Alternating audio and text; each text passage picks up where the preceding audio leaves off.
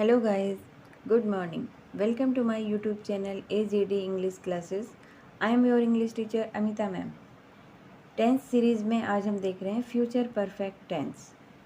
Future means भविष्य काल, perfect means perfect यानी पूरा हो गया हो, यानी फ्यूचर में कोई काम पूरा हो गया हो, उस तरह के सेंटेंस हम फ्यूचर परफेक्ट टेंस में लेंगे। ठीक है, इसका स्ट्रक्चर इस तरह से रहेगा। सबसे पहले आएगी सब्जेक्ट, फिर विल और सेल जो कि फ्यूचर की हेल्पिंग वर्ब है। विल सेल परफेक्ट आपने प्रेजेंट परफेक्ट में हैज़ और हैव पढ़ा था। ठीक है, हेल्पिंग वर्ब और वर्ब का थर्ड फॉर्म। तो परफेक्ट का कोई भी टेंस हो, चाहे प्रेजेंट का, पास्ट का या फ्यूचर का, आपको वर्ब की थर्ड फॉर्म लगानी ही है।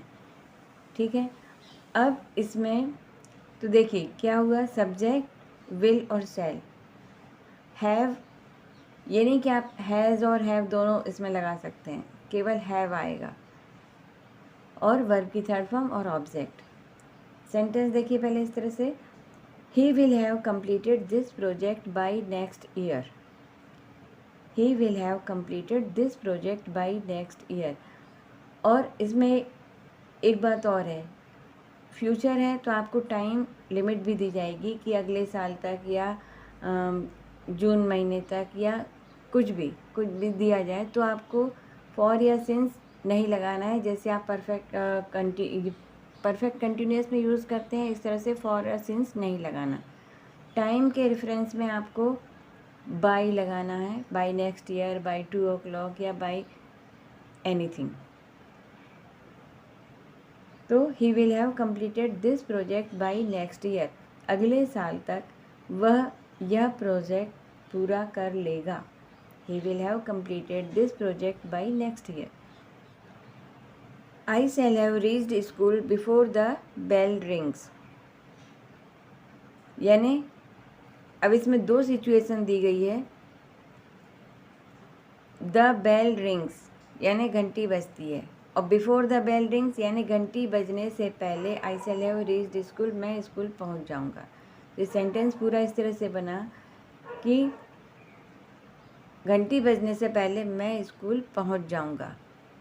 ठीक है, इसमें इस तरह के भी सेंटेंस आ सकते हैं जिसमें दो काम हो रहे हों। एक काम जो पहले परफेक्ट हो रहा हो, जो काम पहले पूरा हो रहा हो, वो बनेगा आपका फ्यूचर परफेक्ट में।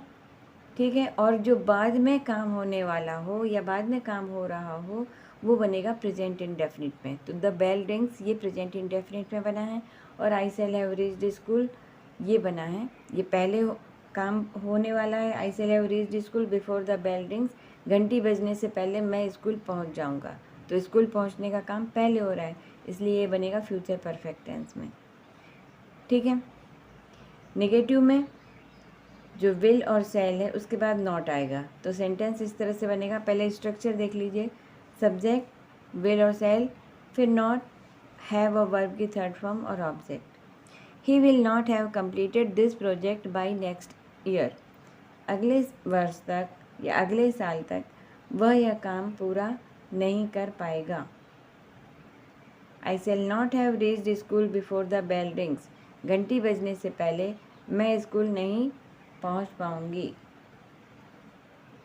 इंट्रोगेटिव में सेल और विल शुरू में आएगा, फिर सब्जेक्ट, फिर हैव और वर्ब की थर्ड फॉर्म प्लस ऑब्जेक्ट, और लास्ट में interrogation mark. Will he have completed this project by next year, क्या अगले साल तक वह यह प्रोजेक्ट पूरा कर लेगा। Shall I have reached school before the bell rings, क्या घंटी बजने से पहले मैं स्कूल पहुंच जाऊंगी। अब यहाँ पे विल नॉट को शॉर्ट में कहते हैं वांट, और सेल नॉट को सेंट।